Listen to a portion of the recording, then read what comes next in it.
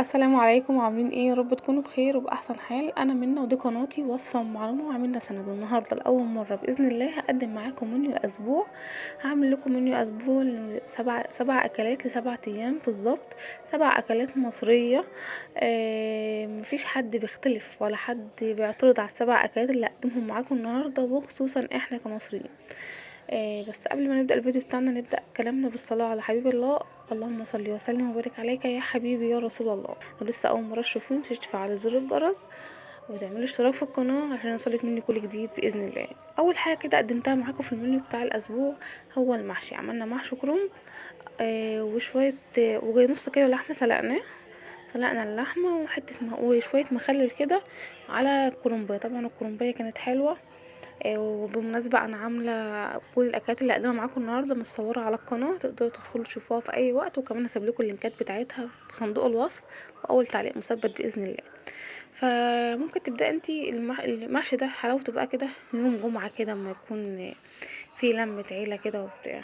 تاني يوم بقى في حال ان متبقاش معاكي محشي، تقدري وبفضل عندك لحمه وشوربه تقدري تعملي جنبها شويه لوبيا صغيرين وشويه رز بالشعريه، وكده احنا بنكون ماشيين تاني يوم. او العكس تقدري تمشي بشويه المحشي لو فات عندك محشي بشويه بطاطس محمره وطبق مخلل وشويه سلطه وعود جرجير، بيبقى زي الفل برضه. فانت معاكي اختيارين لتاني يوم. احنا بنعمل الوجبه ديت تمشي معاكي يومين، لان بالتالي هيفيد معاكي لا لحمه وشوربه لا اما محشي، حاجه من الاتنين. فنقدر احنا نعمل جنب اي حاجه من الاتنين دي اي حاجه تانية ونمشي تاني يوم على طول. تاني يوم طبعا شويه اللوبيا دول ما خدوش مننا اي حاجه، ومعاهم شويه رز بالشعريه وطبق الشوربه، واتغدينا وبألف هنا وشفا. يبقى كده احنا ايه، اخدنا يوم محشي ولحمه. وتاني يوم برضو لو معاكي محشي تقدري تعملي بيه زي ما قلتلك. عايزين بقى احنا كلنا لحمه ومحشي، عايزين نقتصد بقى اليوم اللي بعد كده ايه عشان خاطر الميزانيه ما تخربش مننا. هنعمل شويه كشري بطاطس، حبتين بطاطس على شوية رز وشوية طماطم. هنعمل طبق كشري بطاطس اللي هي مدفونة البطاطس في الرز، او كشري بطاطس احمر، ليه اكتر من اسم.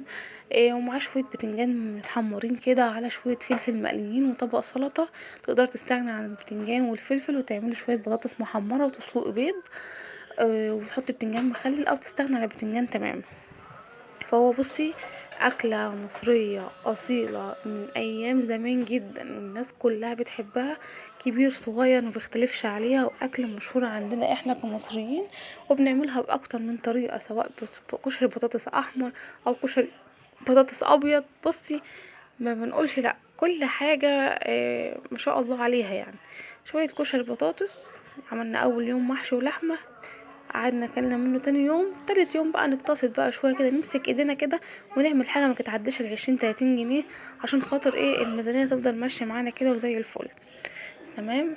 يبقى كده عملنا محشي، لحمه، كشري بطاطس، شويه سلطه، شويه بتنجان، شويه فلفل، وزي ما قلت يعني قدمت لكم اكتر من بديل تعملوها جنب الطبق اللي هتعملوه، سواء بقى بطاطس، بيض، سلطه. بالمناسبه كشري البطاطس بصي لوحده بيشبع وبيتاكل، مش محتاج اي حاجه جنبه تفتح النفس نهائي. بس شويه مخلل او طبق سلطه، اكتر من كده ما بيقولش مش بيشتكي معاه. ولو وصلت معايا لحد هنا صلي معانا على حبيبنا النبي، واثبتي وجودك في الكومنتات تحت. متنسوش تحطوا اللايك يا حبيبه قلبي عشان الفيديو يترفع معانا وكل حبايبنا يشوفوه ويستفادوا باذن الله. آه تاني يوم بقى نعوضهم باكل السمك كده كويسه. هنعمل مثلا نجيب قمره، شبار، اي نوع سمك انت بتفضليه هنعمله مقلي. ومعانا بقى شويه فلفل من امبارح، على شويه طماطم مخلله او طبق سلطه عادي زي ما بتحبيه، وشويه رز بشعريه او رز ابيض او رز حبايه وحبايه. وهنقلي السمك بطريقه خفيفه وطريقه حلوه، ونعمل وجبه سمك مقلي في الاسبوع. يبقى كده احنا خدنا لحمه، خدنا كشري بطاطس، خدنا سمك، ودخلنا بصي مش هنحرمهم من اي حاجه، واسبوع هياكلوا فيه كل حاجه من غير ما نحرمهم من اي حاجه. طبعا انت بتفضلي بقى، عايزه ماكريل، عايزه سواردية، سردين، بولتي، بوري.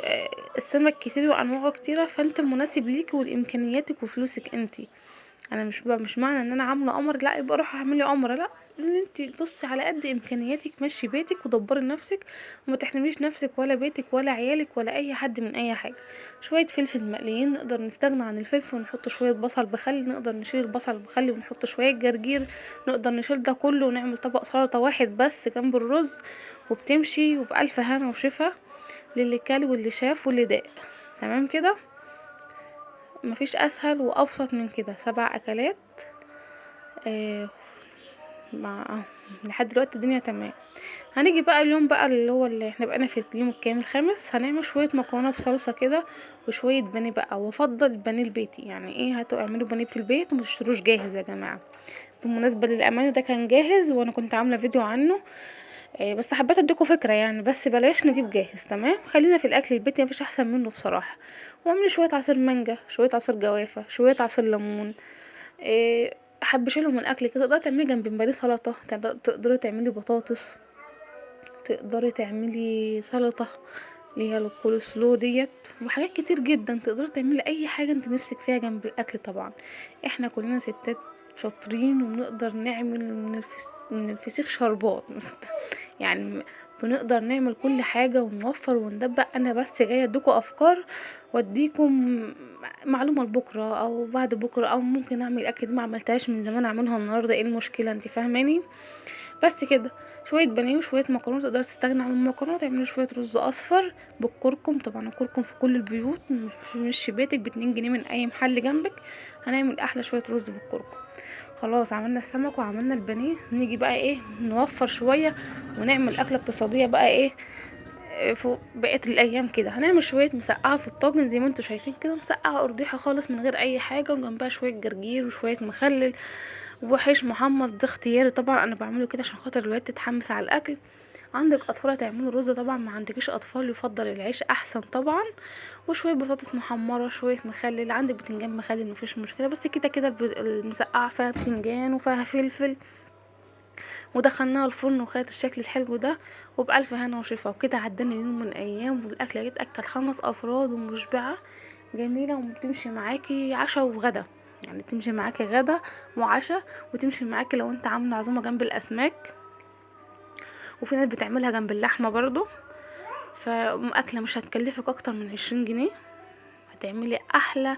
وبصي طاسه المسقعه ديت تحفه، وليها اكتر من 100 طريقه عامه.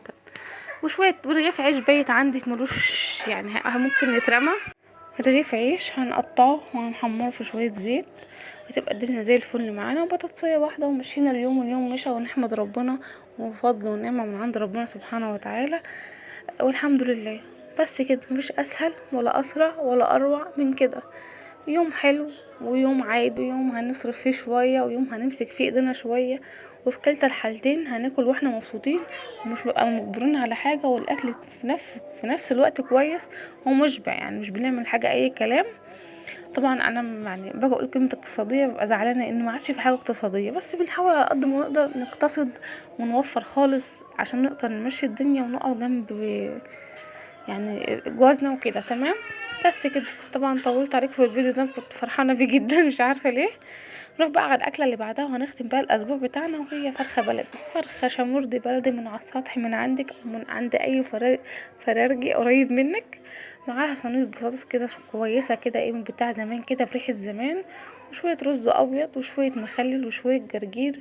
دي بقى لزوم الدلع بقى، بنعملها كده بعد كام وجبه اقتصاديه كده ونفاجئهم بقى بيها.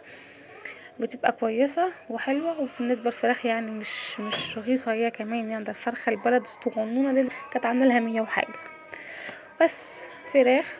وممكن تستبدلي طبعا بطاطس، تعملي مكانها لوبيا، تعملي مكانها بسلة، تعملي مكانها ملوخية. اي حاجة متوفرة عندك او اي حاجة انت بتفضلها تقدري تزوديها، وتقدري تلغي حاجة وتزودي حاجة زي ما انت عايزة. وطبق الشوربة.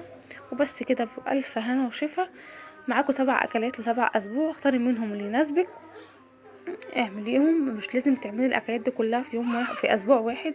تقدري مثلا تاخدي منها كل اكله تعملها في وسط الاسبوع بتاعك، مفيش اي مشكله. وزي ما قلت لكم، وفرنا ودبرنا واقتصدنا، وان شاء الله باذن الله مش اخر فيديو معاكم. واتمنى يكون الفيديو عجبكم واستفدتم. ولو وصلت معايا للاخر مش تخليش عليا باللايك وتفعلي زر الجرس عشان يوصلك مني كل جديد باذن الله. بحبكم في الله، ومع السلامه.